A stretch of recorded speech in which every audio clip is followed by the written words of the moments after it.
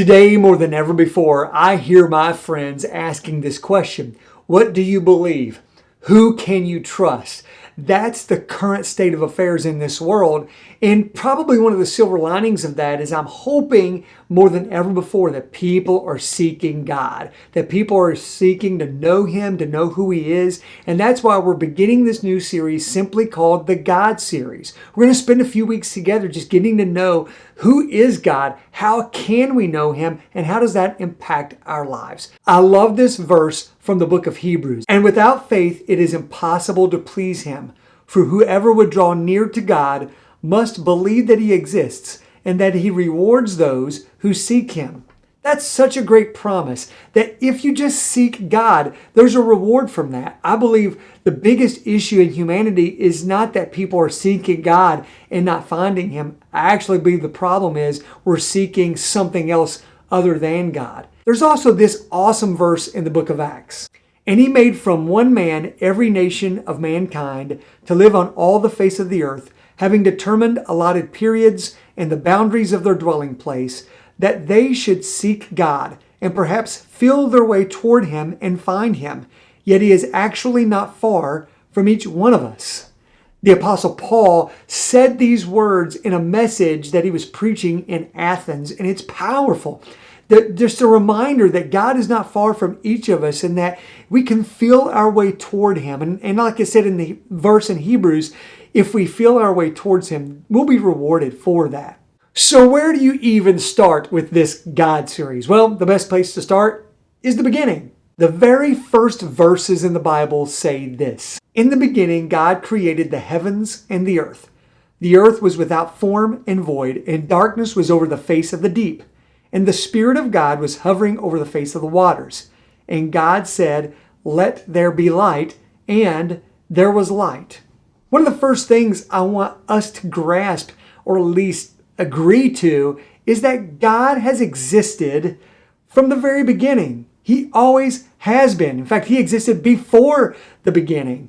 It's important that we know this, in my opinion, because we have to understand that God is not created. He is the creator, and He always has been. And it's because of that that we need to get to know Him, that we need to cling to Him, that we need to seek Him out. It's almost as if the Apostle John wanted to replicate the creation account from the book of Genesis when he wrote his own gospel account. Let me read part of that for you. In the beginning was the Word, and the Word was with God, and the Word was God. He was in the beginning with God. All things were made through Him, and without Him was not anything made that was made. It's interesting here that John calls Jesus the Word. In the Greek, that is logos. Now, in Greek times, in that Greek culture, logos was a word used for basically a philosophical principle to explain the order of things. It was very, very impersonal. However, when you look at Genesis 1 and John 1, what we come to know and understand is that God speaks.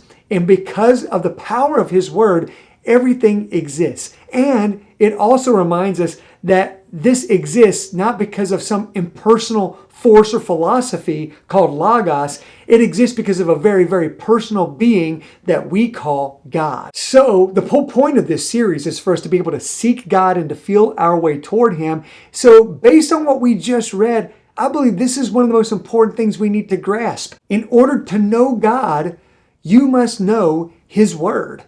This is how we know anyone, by what they say, what they reveal about themselves. And we can observe and watch. But in this world in which we are believing in and seeking an invisible God, the most important thing we can come to know and grasp is His Word. And how can you and I know His Word?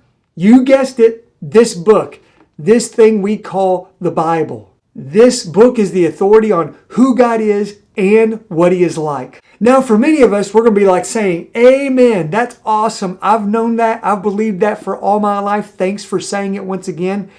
But for others, this is a difficult concept. What about all those other religions? They have their own books too. How do we know that this book is more authoritative than their books? These are great questions, and I'm glad you're asking them because God is big enough to handle those questions, and we're going to tackle some of those questions next week. But until then, let me circle back to this. In order to know God, you must know His Word. But let me say it a different way. In order to know God, you must know what He is saying to you. You must know what He's saying to you.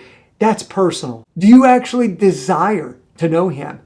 It is that desire to know Him that's going to motivate you to actually seek Him and feel your way toward Him and be rewarded for that by actually coming to know something more about Him. Each week as we go through this series, I'm hoping we can move the needle just a little bit more to help you feel your way towards God and encounter Him maybe for the first time or in a fresh new way. But it begins with this. Do you actually desire to know Him? I hope with all that we've been through in the past 4 or 5 months that more than ever before, you want to find someone, something you can really, really trust in. Someone, something you can really, really count on. And I would submit to you that that is none other than the person who created you, the person who spoke the entire universe into existence. And that is God Himself. Do you desire to know Him?